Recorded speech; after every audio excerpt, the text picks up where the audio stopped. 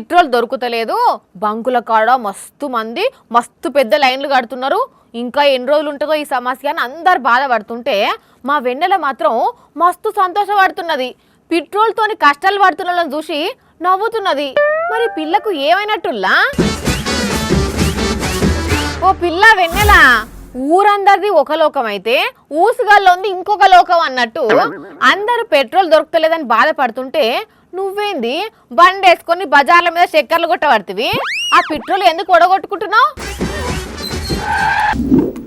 Hello, బంకుల petrol దొరుకుతలేదని బాధపడే బండి కాదమ్మా, ఇక్కడ ఎలక్ట్రికల్ బండి. ఓహో, అందుకేనా ఈ హుషారంతా? మరి ఏమనుకుంటున్నావు? హ్యాపీగా జాలీగా ఎంజాయ్ చేసేద్దాం. ఏం తిరగాసన్నా, నీ బండి ఏమైందే? నన్ను లిఫ్ట్ అడుగుతున్నావు? తెలిసిందా కదమ్మా, ఏ నెల పెట్రోల్ దొరక్క బండి ఇంట్లోనే పెట్టి వస్తానమ్మా, కాస్త లిఫ్ట్ గాని ఇస్తే ఆఫీస్ దాకా వస్తా తల్లి. ఏంది పెట్రోల్ దొరకక బండి ఇంట్లో పెట్టి వస్తున్నావా? మరి నేను ఈ బండి కొనేటప్పుడు ఏందమ్మా వెన్నెలా గీ ఎలక్ట్రికల్ బండి కొంటున్నావు వేస్ట్ అని అంటివి కదా, మరి ఇప్పుడేమో నన్ను లిఫ్ట్ అడుగుతున్నావు? అమ్మమ్మమ్మో, అవన్నీ మనసులో పెట్టుకోబాకమ్మా, ఈ ఎండలో ఆఫీస్ దాకా నడవాలంటే కష్టం కదా తల్లి. వెన్నెలా ఎలక్ట్రికల్ బైక్, వెన్నెలా లిఫ్ట్ ఇచ్చేదేలే.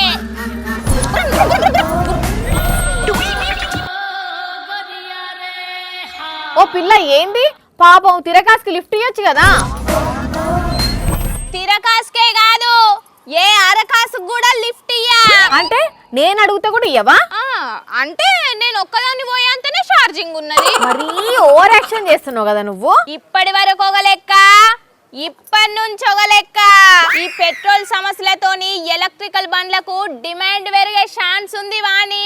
ఎన్ని రోజుల్లో చూస్తాం కదా, మళ్ళా పెట్రోల్ సమస్య పోతే అందరు వాళ్ళ బండ్లు తీయరా? ఏందో ఆగుతనే లేవు. నీ గాంకున్నది ఎలక్ట్రికల్ బండ్ అని. నేను ఒక్కదాన్నే ఏంది, అటు చూడు ఇటు చూడు, అంతే కదా. ఇప్పుడు 360 degrees తిరిగి చూడు. చూసినావా వాణి, మా ఎలక్ట్రికల్ బండి వాడేటోళ్ళ సంతోషమే వేరిప్పుడు. అయినా నాకు తెలియక అడుగుతా, నువ్వు ఈ ఎలక్ట్రిక్ బండి ఎప్పుడు కొన్నావు? హలో, మేము అమీర్పేట్ పోలీస్ స్టేషన్ నుంచి మాట్లాడుతాం. చెప్పండి సార్. అమీర్పేట్లో పార్కింగ్ చేసిన ఎలక్ట్రికల్ స్కూటీ బండి ఎత్తుకెళ్ళింది మీదే అని సీసీ కెమెరాలో రికార్డ్ అయింది. మీ మీద కేసు రాస్తున్నాం. అయిందా? బాగా అయిందా?